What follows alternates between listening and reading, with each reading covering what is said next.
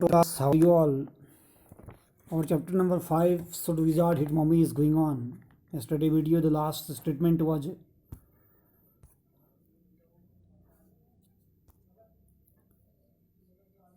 tomorrow I want you to tell me the story that Wizard took that magic wand and hit that mommy. Her plump arms choved forcefully right over the head.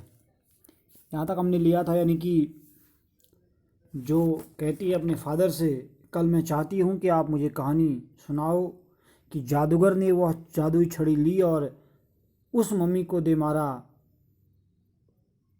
और उसके मोटे हाथ अलग हो गए, ठीक उसके बिल्कुल सर से ऊपर। ऐसी कहानी कल मुझे आप सुनाओगे, ऐसा कहती है अपने फादर से, जैक से। तो जैक क्या कहते हैं? No, that is not the story. The point is that the little skunk loved his mummy more than he loved all the other little animals, and she knew what was right. तो Jack कहते हैं कि नहीं, यह कहानी नहीं है। Point यह है कि छोटा स्कंक जो है उसकी मम्मी को प्यार करता था और अन्य छोटे जानवरों की बजाय, और वह जानती थी कि सही क्या है और गलत क्या है। ऐसा जैक अपनी पुत्री जो को कहते हैं। तो बार बार जो रिक्वेस्ट करती है, कहती है no tomorrow you say he hit that mummy do it. नहीं, कल तुम कहना, क्या कहना कि उसने मम्मी को मारा, यानी कि यही करना है, do it. She kicked her legs up and sat down on the bed with a great heave of and complaint of spring as she had done hundreds of times before. यानी कि उसने अपनी टांगें ऊपर उठाई और बेड पर बैठ गई एक गहरी सांस के साथ ही, और स्प्रिंगों की शिकायत की, जैसा कि पहले उसने कई सैकड़ों बार किया है। Except this that this time she did not laugh. सिर्फ वो इस बार हंसी नहीं। उसने कहा से इट डैडी, ऐसा कहो daddy.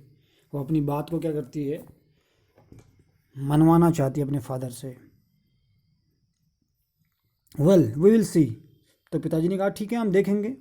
Now at least have a rest, stay on the bed, you are a good girl.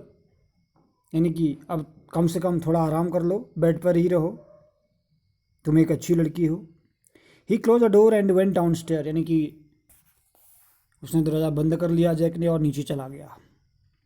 Clear had spread the newspaper and open the paint can and wearing an old shirt of his on top of her maternity smock was stroking and chair rail with a dipped breast।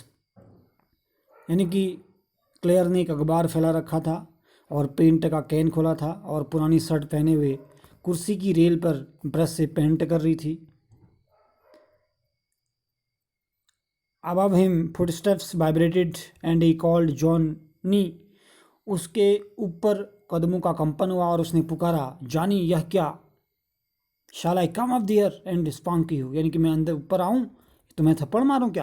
यानी कि जो को कह रहा है Jack अपनी बेटी को, मैं तुमको थप्पड़ मारूँ ऊपर आके।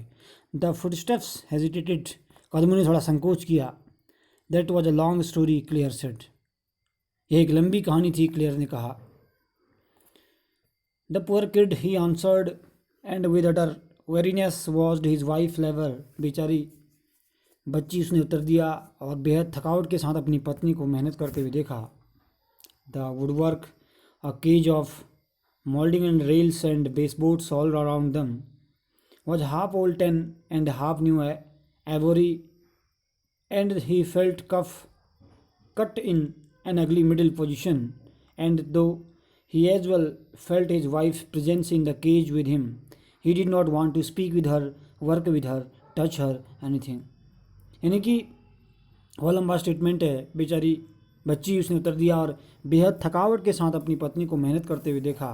लकड़ी का काम, सांचों का एक पिंजरा और रेल और उसके चारों तरफ बेसबोर्ड, आधा पुराने चमड़े का और आधा नए हाथी दांत का।